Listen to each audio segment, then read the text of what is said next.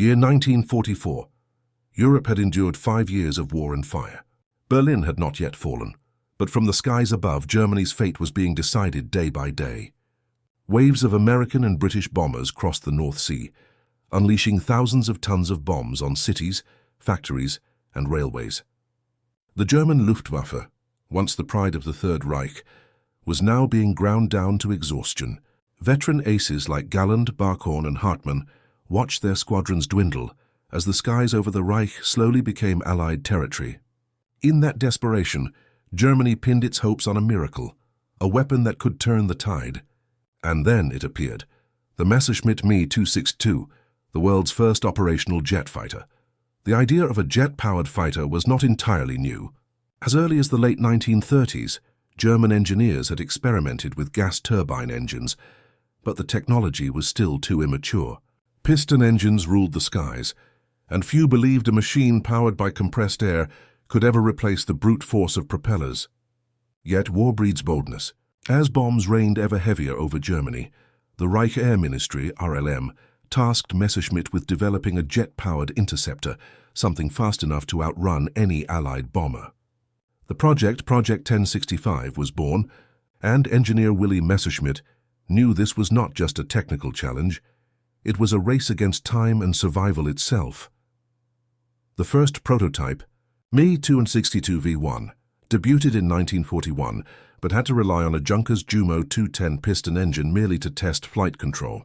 When the first jet engines were installed, they repeatedly failed, exploding or catching fire due to a lack of heat-resistant materials.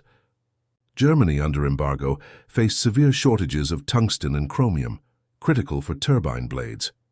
Each test flight was a gamble with death.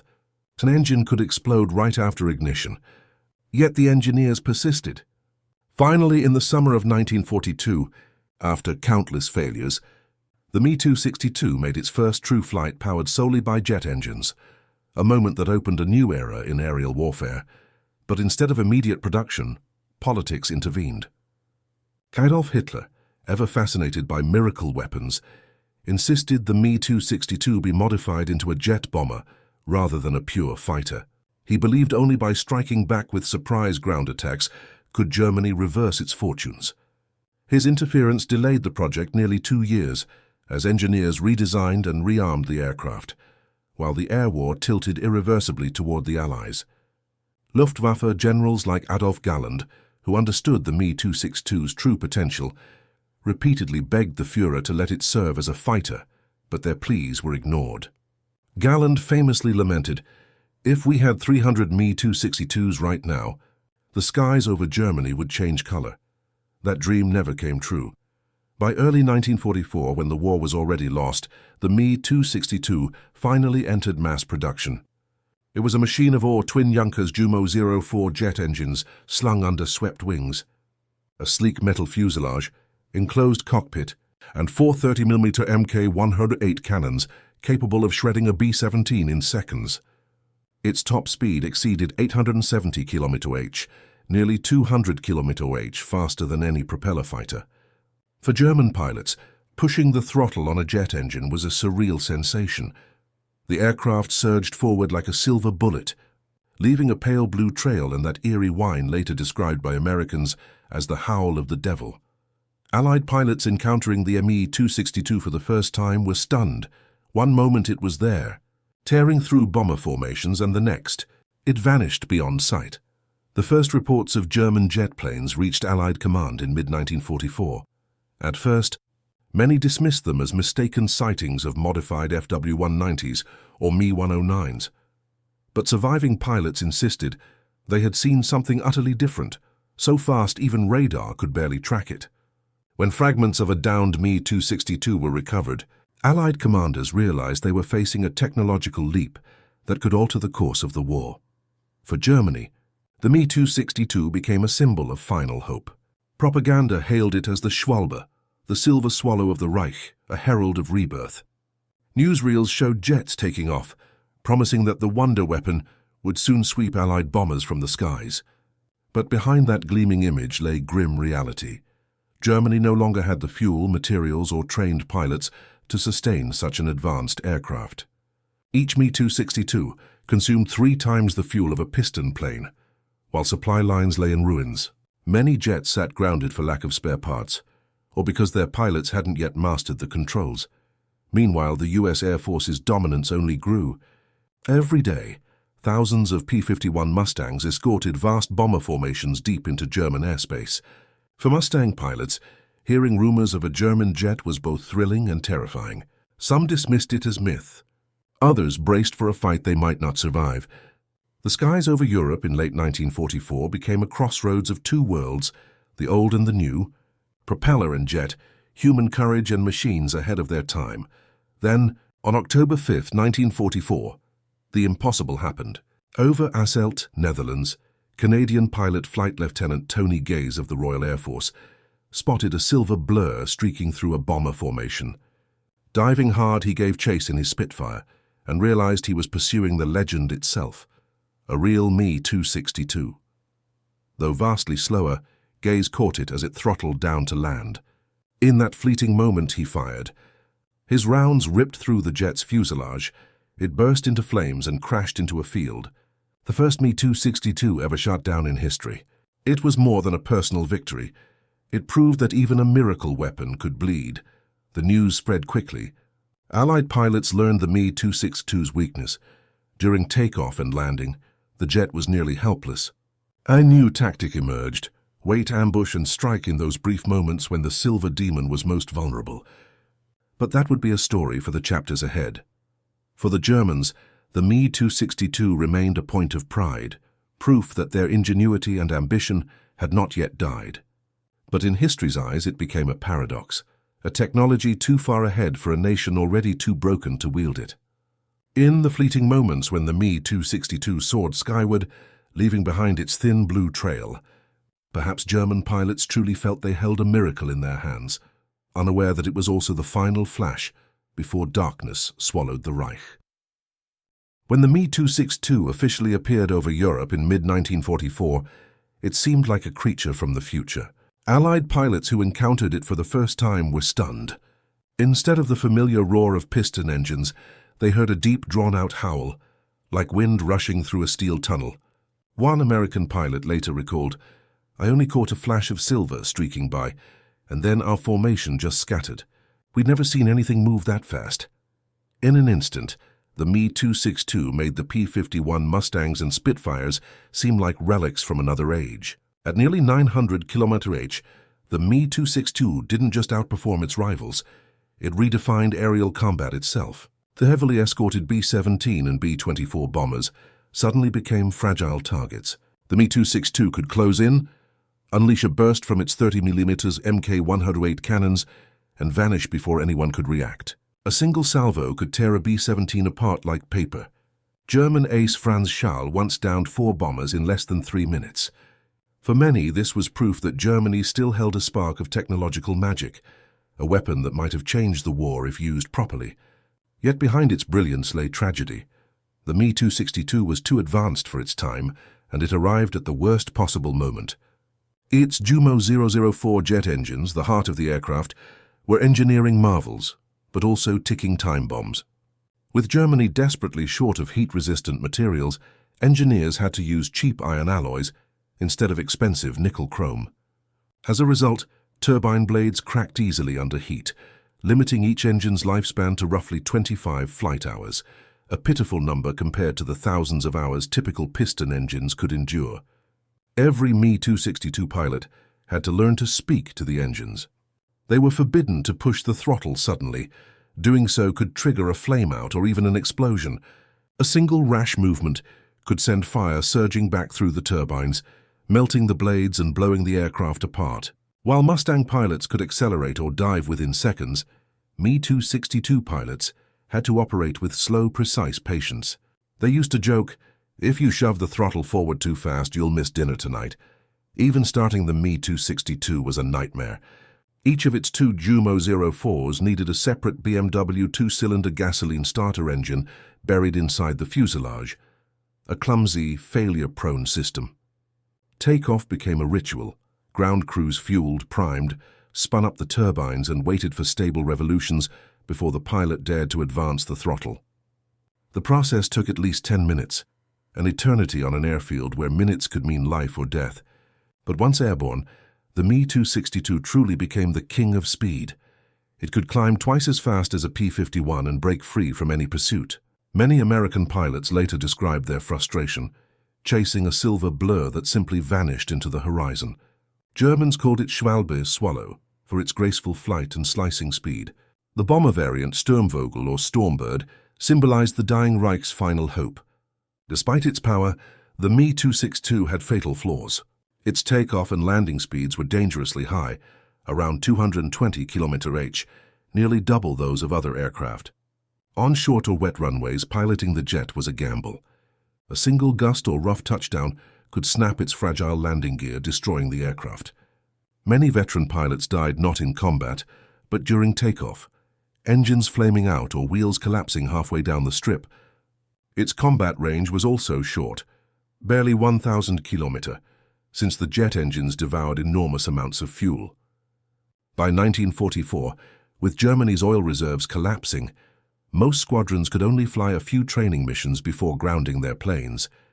Pilots joked that flying the Me-262 was like throwing fuel into a fire. Each minute in the air consumed enough fuel to keep another aircraft flying all afternoon.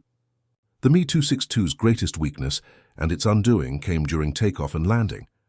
At low speed, the jet was sluggish and vulnerable, its engines too slow to respond to sudden throttle changes.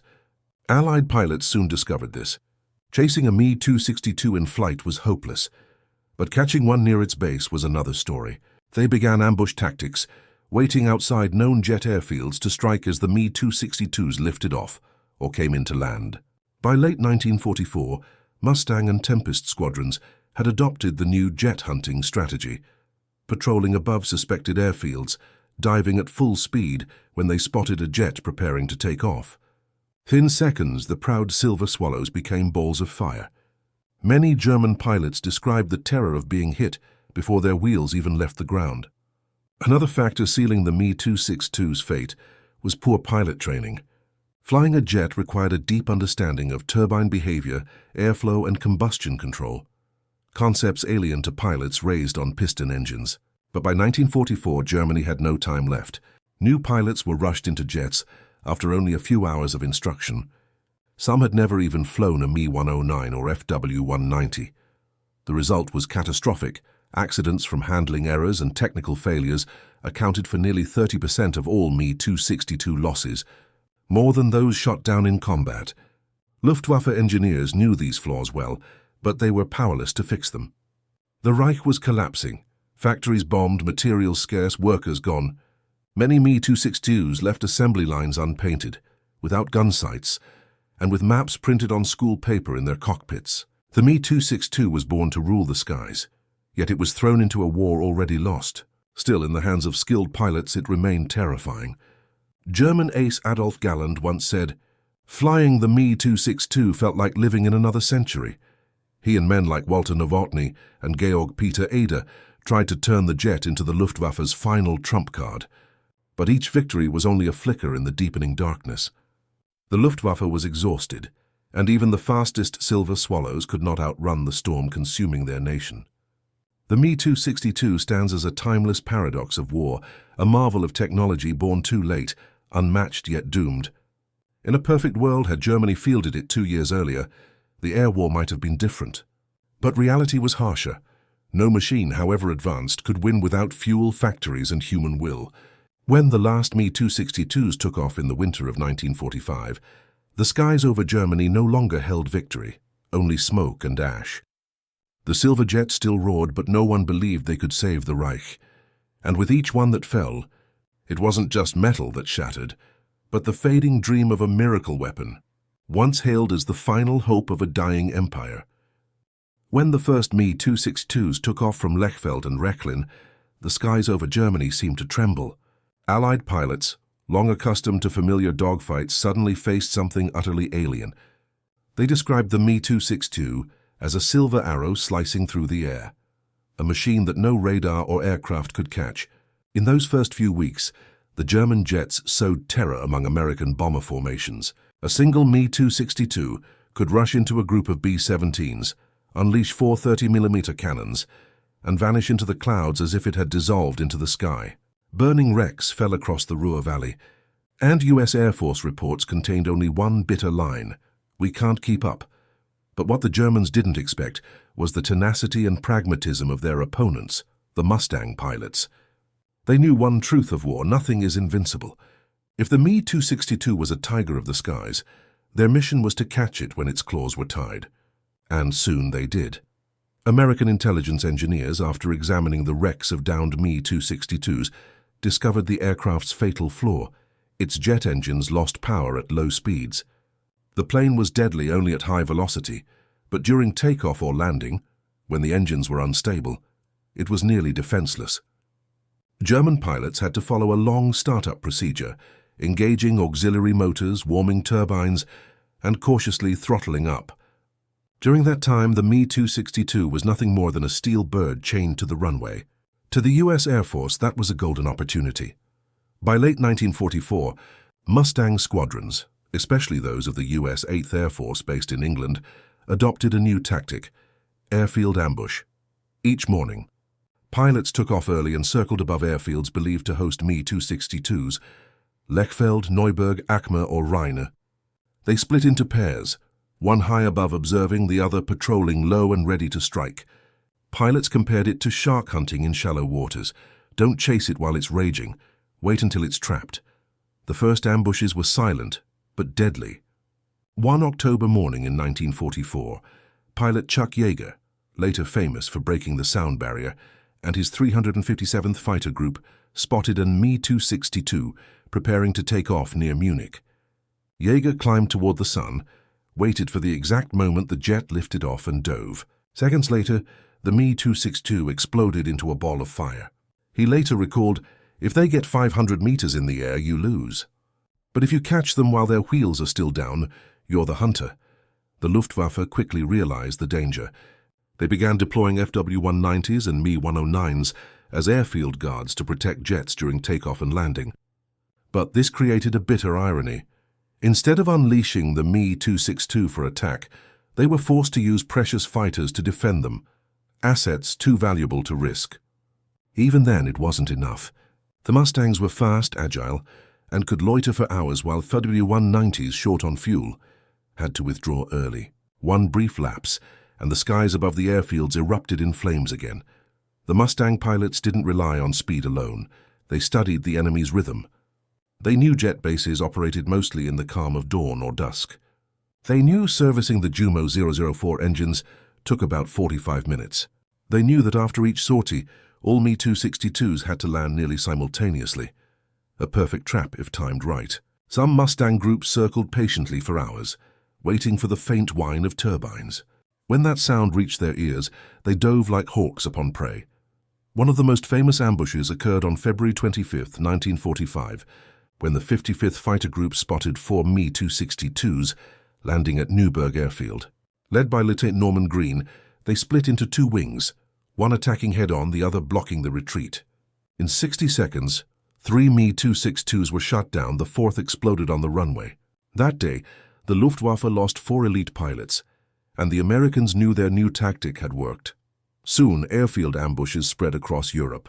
Every German jet base was shadowed by Mustangs lurking in the clouds. The Germans called them bitterly Teufelsengel, like devil's angels. Me-262 pilots later confessed they felt hunted, even before takeoff. A single engine hiccup, a few seconds of hesitation, and from the glare of the sun, the Mustangs would appear, guns blazing. Luftwaffe commanders tried desperate countermeasures: fake runways, hidden forest strips, towing jets by truck before ignition. None of it worked. The Allies owned the skies. Their radar, photo reconnaissance, and intelligence networks mapped every jet base. There was nowhere left to hide. In the diary of Me-262 pilot Franz Stiegler, he wrote, "I knew they were there, the Mustangs waiting silently. As we accelerated, bullets whistled past my ears. It wasn't combat anymore. It was execution. But I had to take off. Otherwise, we'd be branded cowards." Those words captured the despair of Germany's pilots in the war's final days, fighting not just enemies, but fate itself, From a tactical standpoint, the Mustang proved an enduring truth. Absolute power doesn't come from technology, but from how you use it. The P-51 wasn't the fastest plane, but it was tough, flexible, and had unmatched range. With drop tanks, it could fly from England to Berlin and back, something no other fighter could do. It could wait patiently like a hunter and strike with precision when the moment came. American pilots also learned never to dogfight jets directly. They knew chasing a Me-262 was futile. Instead, they attacked during deceleration or tight turns when jet engines lagged in response. A dive from above or behind could end it before the German pilot reacted. These techniques were soon codified into U.S. Air Force manuals, turning jet hunting from a nightmare into a teachable skill. By spring 1945, Me-262 losses skyrocketed. Only a few hundred were built, and dozens were destroyed each week, mostly in ambushes. The survivors were forced into night missions or hidden strips, but that only delayed the inevitable. As Allied troops advanced, they captured hangars full of intact Me-262s, silver birds that never had the chance to fly. In his memoirs, General Jimmy Doolittle, commander of the 8th Air Force, wrote, "The Me-262 was a marvelous machine, but it came too late. War doesn't wait for those perfecting their engines. The Mustang, just an aluminum plane, knew when to strike, and that's what won the future." Thus ended one of World War II's greatest paradoxes, the old defeating the new, not through superior technology, but through understanding, patience, and discipline. The Me-262 embodied ambition and faith in wonder weapons. The Mustang represented realism, endurance, and human will, values that ultimately won the war. When the last Jumo 04 engines fell silent over Bavaria, the Mustangs kept patrolling, quietly closing a chapter in aviation history. Amid the burned wrecks on the runways lay the enduring lesson of war. No miracle of technology matters without strategy, organization, and human courage. And in those skies, among smoke and ash, the wild Mustang, with its long wings and silver frame, kept galloping not just as a victor, but as a symbol of humanity's resilience amid the storm of steel and fire. August 1944. The skies over Germany blazed beneath waves of Allied bombs. While Berlin groaned under the ever-heavier air raids, a new and secret unit took shape at Lechfeld Air Base, Commando Nowotny, the world's first operational jet squadron. With only a handful of Me-262s, this small group was assigned an impossible mission: to stop the massive bomber formations of the U.S. 8th Air Force. Their commander was Walter Nowotny, a young ace who had shot down more than 250 Soviet aircraft on the Eastern Front, one of the Luftwaffe's living legends. But this time he faced something utterly different. Not slow, clumsy Soviet planes, but thousands of heavily armed American bombers, equipped with radar, escorted by Mustangs and backed by overwhelming numbers. On September 26, 1944, Nowotny led the Me-262 into combat for the first time. As a U.S. bomber stream headed toward Bremen, 4 jets took off. They slashed through the formation like silver arrows, downing 2 B-24s in less than a minute. American crews later said they had no idea what hit them, only the sight of 30mm shells tearing through the air before their bombers exploded. For the first time, the world witnessed the terrifying power of jet propulsion in war. Yet that glory was fleeting. As the Me-262s returned to base, one pilot was shot down by Mustangs lying in wait nearby. The next day, 2 more disappeared. The Americans quickly grasped the pattern. By following the jet's flight path, they could locate its base, and the Silverbird hunts began. On November 8, 1944, Walter Nowotny took off in poor weather. One engine failed, robbing his jet of thrust. 2 Mustangs from the 20th Fighter Group spotted him. After a short chase, the Me-262 was hit and crashed in a field near Epe. Nowotny's body was found amid the smoking turbines. His death became the symbol of the Me-262's tragedy. Fast, powerful but alone and vulnerable. After his death, his unit was reorganized as JG-7 Nowotny, under the command of Oberst Johannes Steinhoff and Gordon Golob, both veteran pilots. Reinforced with dozens of new Me-262s and direct orders from Hitler himself, turned them into weapons of vengeance. By spring 1945, JG-7 was fighting its fiercest battles. On March 18, 1945, they launched Operation Bodenplatte II, Germany's largest jet offensive. Over 30 Me-262s took off in multiple groups to strike American bombers approaching Berlin. From 8,000 meters up, the Silver Swallows dove at over 800 km/h.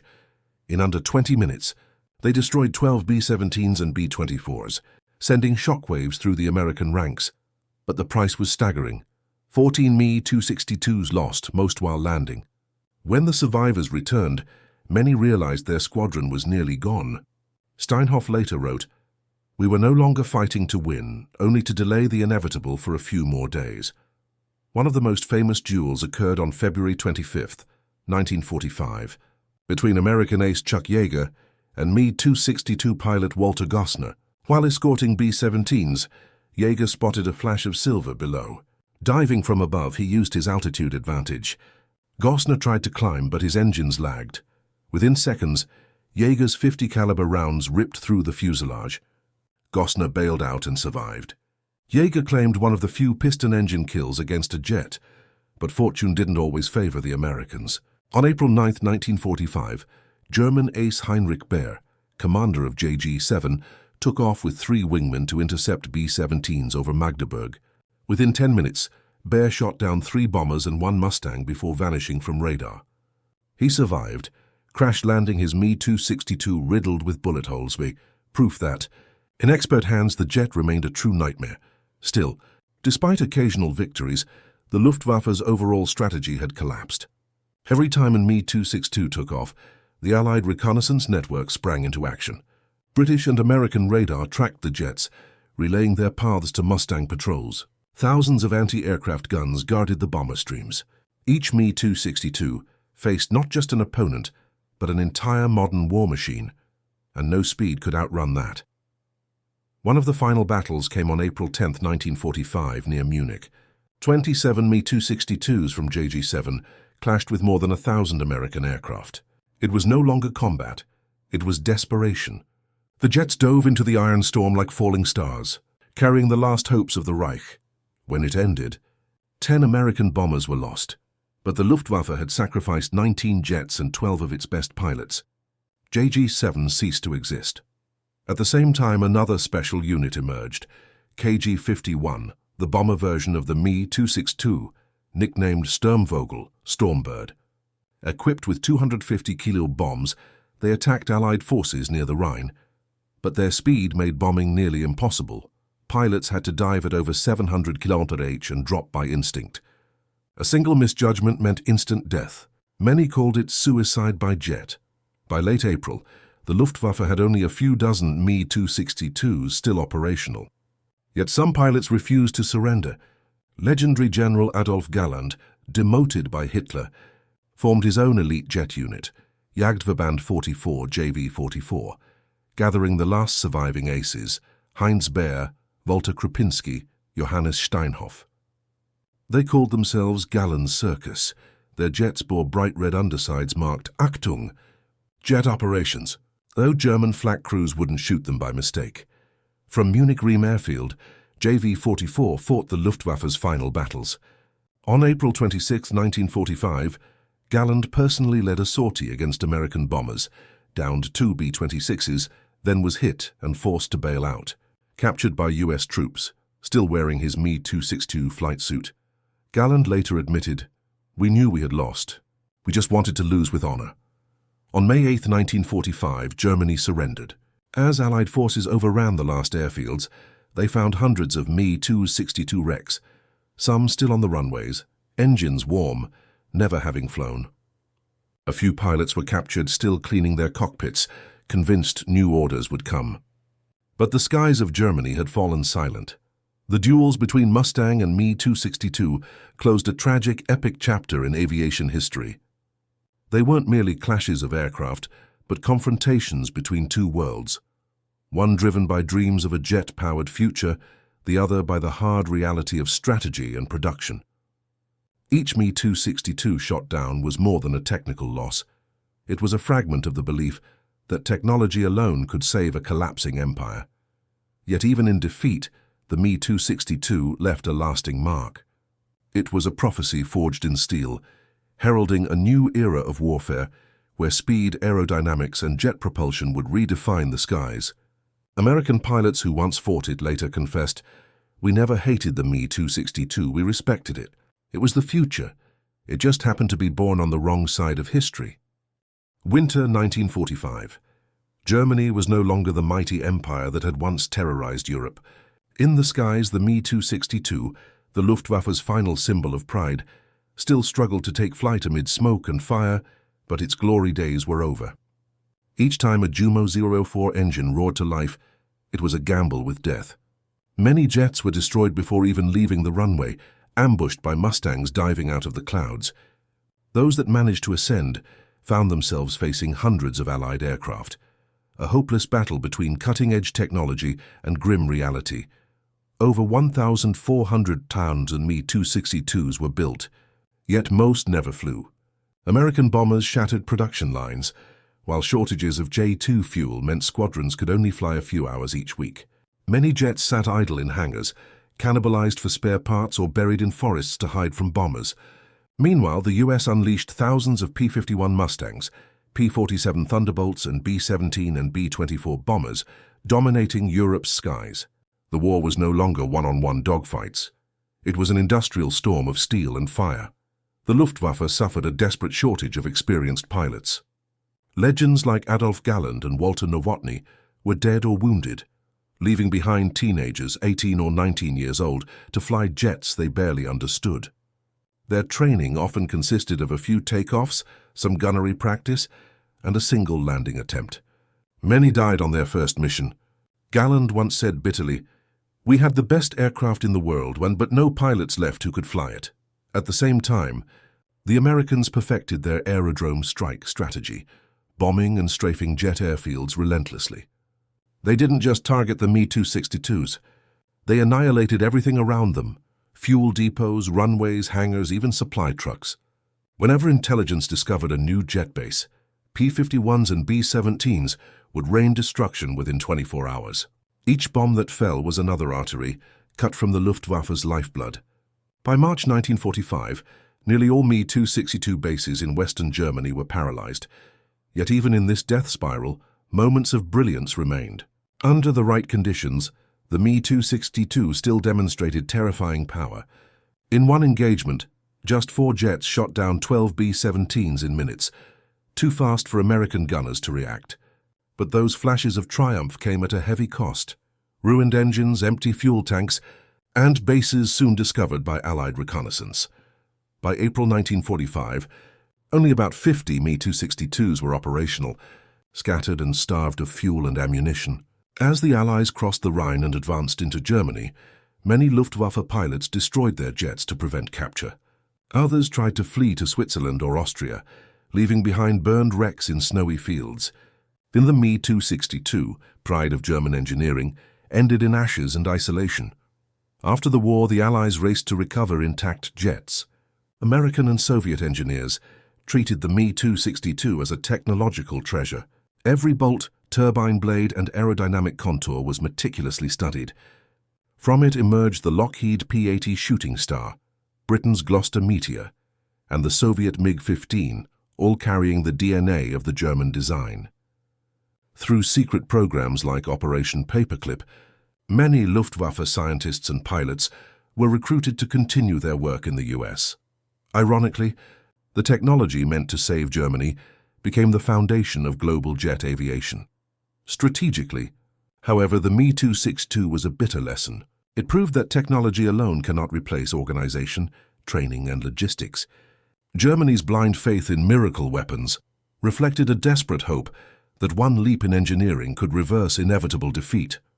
But while they perfected fragile engines, America built an empire of mass production, hundreds of new Mustangs every day, each flown by well-trained pilots with endless supplies. Galland later admitted, "If we'd had the Me-262 a year earlier, things might have been different." But history has no room for if. The spring skies over Germany told a tragic story: burned airfields, shattered jet wrecks, and young pilots staring upward with no faith left. When the last bombs ceased to fall, the Me-262 stood not as a wonder weapon, but as a monument to the illusion of salvation through technology. And yet, its influence endured. Every post-war jet fighter, from the Sabre to the Mirage, from the MiG to the F-86, carried within it the legacy of the Me-262, the aircraft that opened the door to the age of speed. Today, in the Smithsonian Museum, a restored Me-262 rests silently under golden light. To those who gaze upon it, it is more than a masterpiece of engineering. It is a warning from history that science without wisdom leads only to ruin, and that no machine can save a civilization, only people can. Technology can make us fly faster, higher, farther, but only humanity decides the direction of our wings. As the last smoke faded from Europe's skies, the legacy of the Me-262 remained, glorious yet tragic, the unforgettable final chapter of the age of World War.